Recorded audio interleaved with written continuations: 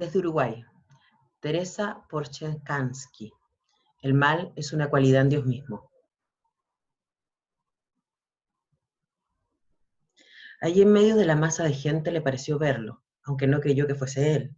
Sin embargo, esa espalda cuadrada, trapezoidal, ese cuello ancho, la prolijidad del pelo aceitado, en medio de la reunión, entre los grupos de gente conversando.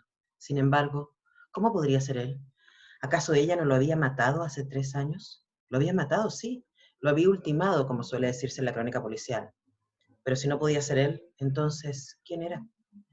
Lo recordaba, un cuerpo completamente tieso, amarillo, para siempre dormido en aquel cuarto de hotel, mientras ella apuraba sus pasos por el corredor alfombrado. Volvía a escuchar el roce de la alfombra raída, deshilachada, amortiguando sus pisadas levísimas a medida que recorría el largo interminable del pasillo.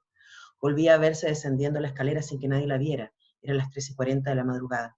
Atravesando la gran puerta vidriada y por fin ya en la calle, echando a correr impulsada por una extraña energía. No iría a olvidar esa noche, especialmente cuando en la primera bocacalle un grito largo y salvaje salió de sus propias entrañas, como si siempre hubiera estado alojado allí, contenido, y se elevó en el aire helado de la noche, convocando ecos que volvían a repetirse en cada cruce. Entonces no era él. No era Ricardo Ernesto Bandiani, de ninguna manera. No era aquel individuo que le había motivado el grito contenido hacía 3 años. Pero aún así, ese perfil, esos gestos le inquietaban. El hombre en cuestión estaba formando parte de un animado círculo de gente a unos 10 metros de donde estaba ella. Así que pudo relevar ese gesto tan familiar de adelantar el mentón cuando desarrollaba un argumento convincente. Pero claro que no podía ser él, porque aquel ya no existía, y porque alguien que había leído los titulares de la fatídica mañana del incidente le había informado que un hombre muerto de un súbito ataque al corazón había sido hallado en un hotelucho sobre la calle Piedras. Entonces se había entristecido un poco. Después de todo, siempre lo había amado, y siempre había querido que él escuchase sus versos. Recordaba pocas ocasiones en que mientras ella leía sus versos, él la había escuchado con atención. Una noche de invierno, ella estaba parada, desnuda y aterida, en medio de la fría habitación, leyendo, y él había dicho, pero vení, no seas loca, deja esos versos y vení a la cama. Pero ella había continuado con su lectura y después, cuando había terminado, él se había quedado silencioso, y la mirada hipnotizado como si algo extraño estuviese ocurriéndole, algo que ella nunca había logrado definir muy bien. Esa noche de lectura había sido especial. Lo habitual, en cambio, era que él desconfiara y que le preguntara cuál era la razón por la que ella siempre necesitaba de palabras. Lo habitual era que él le hiciera callar cubriéndole la boca con su cuerpo. Entonces, ambos navegaban con sus respiraciones a unísono y atravesaban un mar inmenso cuyo oleaje por momentos los bandeaba y por momentos los acunaba como una gran madre muda. Desde que se conocieron, ella le había anunciado que le leería sus versos. Tiene buena figura, es atractiva, entonces, ¿por qué tiene que escribir? Había pensado él. Creía que las mujeres escribían siempre sobre sentimientos porque no sabían qué hacer con ellos. Las mujeres eran lloronas por naturaleza, se quejaba él, porque las emociones le molestaban. Quizás ella intentaba debilitarlo con sus versos, hacerlo vulnerable, sospechaba él, matarlo, destriparlo, hacer con él un amasijo, un resto elemental. Era miedo lo que él había sentido desde un principio, un miedo disfrazado de curiosidad. Allí, en medio de la masa de gente, un brazo, el de aquella mujer cuyo rostro le resultaba extrañamente familiar, se agitaba y blandía un libro. La poeta loca traía su manuscrito número 145 y quería leerlo al público. Así estaba anunciado en la invitación que recibiera por correo. A lo largo de los últimos 15 años, la poeta loca había escrito exactamente 23.000 versos. Se informaba en la tarjeta, con rima y sin rima, con formato y sin formato. Y Ricardo Ernesto Pandiani sospechaba que ahora, esa noche, quería entregarlos todos juntos, para que alguien hiciera algo con ellos. Pero Ricardo pensaba que en el mundo se decían ya demasiadas palabras y sobraban los discursos, que la gente hablaba y hablaba, y todo lo que las bocas producían, lo que sus aparatos fónicos producían, no era sino un gran zumbido inarmónico y estridente, que envolvía la tierra toda con un simulacro de comunicación. Teléfonos, faxes, celulares, altoparlantes, afiches, letreros publicitarios, carteles luminosos, pantallas de computación, todo ese engranaje no cesaba de despedir frases y discursos futiles. Mirados desde afuera, los seres humanos y sus engendros verbales configuraban un enjambre que parloteaba obsesivamente sobre el planeta. Las palabras como burbujas se elevaban de la hirviente faz de la Tierra hacia el cosmos y allí por fin se iban enfriando y con suerte disolviendo para volver a generar un silencio anterior, constitutivo. Por esa razón huía espantado de los versos, les tenía miedo. Algo dirían, algo harían los poemas, un algo que lo amenazaba seguro, que le quitaba la estabilidad con la que armaba cada uno de sus días, cada uno de sus gestos, cada momento de cada mañana.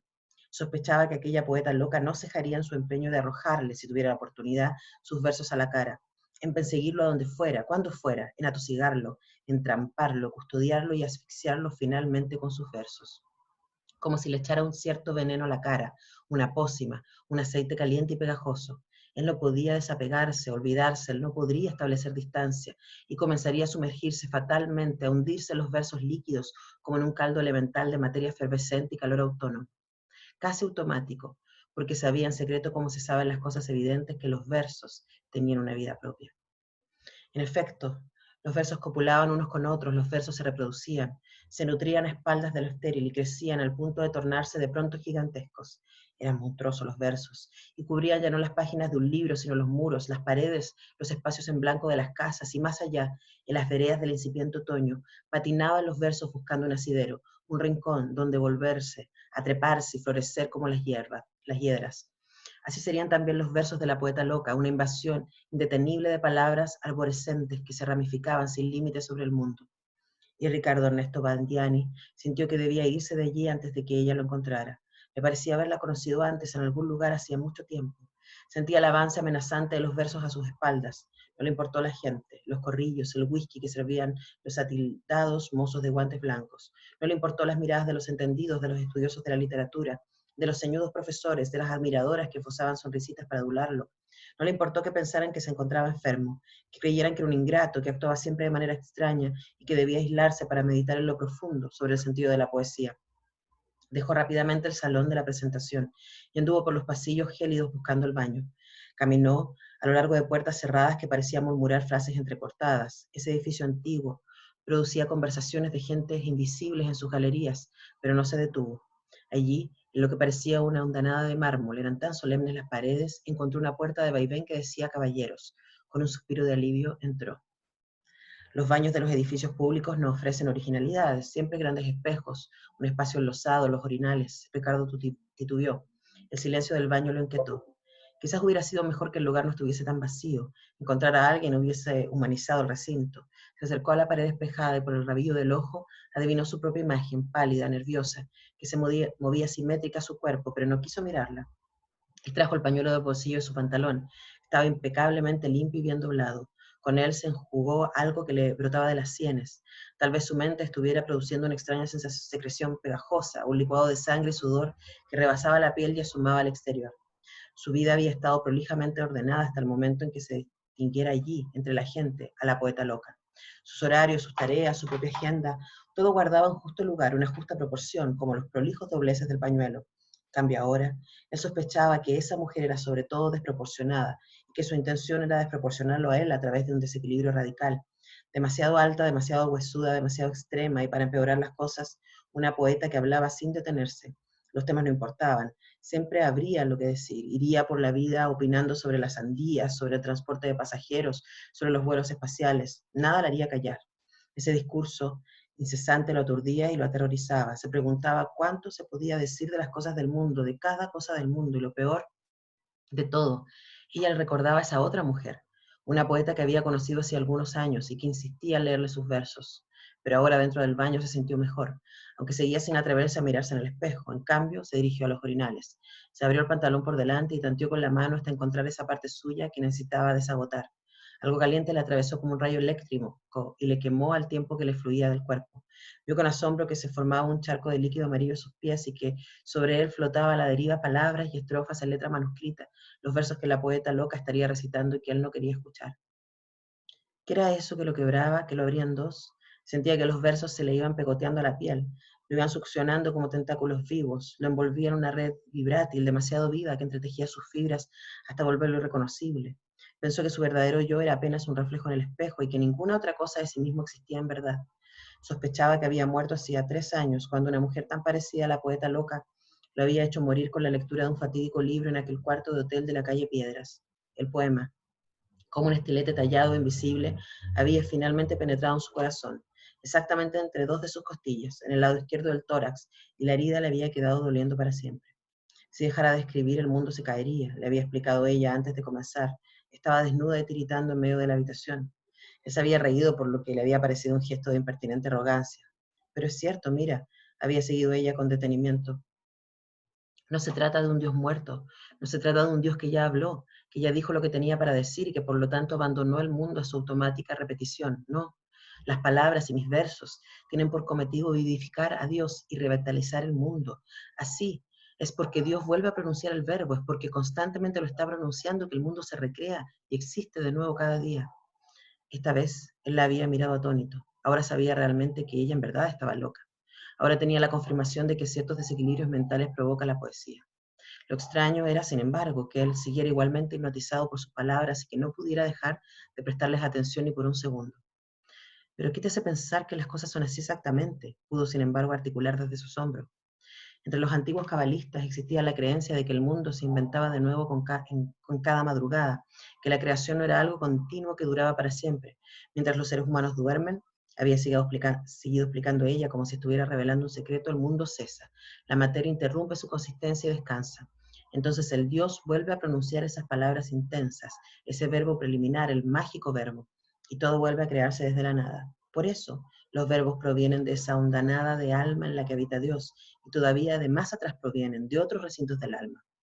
Él se había sumido en denso silencio, no encontraba qué responder. Pensaba en una historia que escribiría los días siguientes, donde la poeta loca sería apenas un personaje que él podría describir y manejar, hasta decir y hacer callar cuando quisiera, y eso le producía un anticipado placer. Mira, seguía ella, cuando todavía no existían los objetos que existen ahora, tampoco había palabras para nombrarlos. Entonces, tal vez, el proceso haya sido totalmente al revés, y fue cuando la humanidad comenzó a inventar los nombres de las cosas, comenzaron a nacer y a tomar cuerpo. ¿Has pensado alguna vez en ello? El día en que ella tomó la decisión de hacerlo morir, había estado meditando toda la tarde, arrojada en un sillón de lona en el balcón estrecho de su apartamento del tercer piso sobre la calle Gonzalo Ramírez.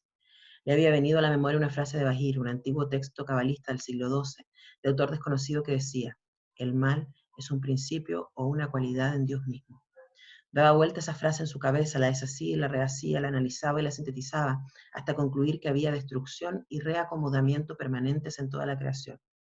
Existían procesos de aniquilación que potenciaban la propia creación. Uno podía ver ese principio en cualquier plantío. Cuando las flores se apagaban, uno podía verlo en la pudrición de los frutos, en cómo los gusanos horadaban un túnel y devastaban las pulpas suntuosas de las peras. Había momentos en que Dios se contraía sobre sí mismo y se inmolaba para dar lugar a una nueva energía. La esencia de cualquier transformación residía en esa destrucción gradual y previsible que conducía siempre a un nuevo comienzo. Aquella poeta necesitaba matarlo para seguir escribiendo, porque nuevos versos flotarían de los despojos de él ya transformados y humedecidos, ya convertidos en pasta blanda, flexible que la alimentaría. Entonces eligió un largo poema titulado Límite, se puso su tapado negro y un par de zapatos de taco fino y fue a verlo. Apenas entró en la habitación supo que había llegado el momento. Una pálida iluminación color ocre desdibujaba la rígida figura de él sentada sobre la cama. El silencio dentro y fuera del recinto era tan denso que paralizaba los gestos. Con esfuerzo se quitó el tapado y quedó desnuda, erguida dentro de sus zapatos. Las raíces de todas las cosas comienzan en el centro, aunque no sepamos dónde queda. Raíces que crecen desde el centro del alma elaboran caminos hacia abajo, elaboran caminos hacia arriba. En lo alto moran diminutos tallos de un árbol invisible. Leyó. Y a medida que leía, la voz le iba cambiando de tono.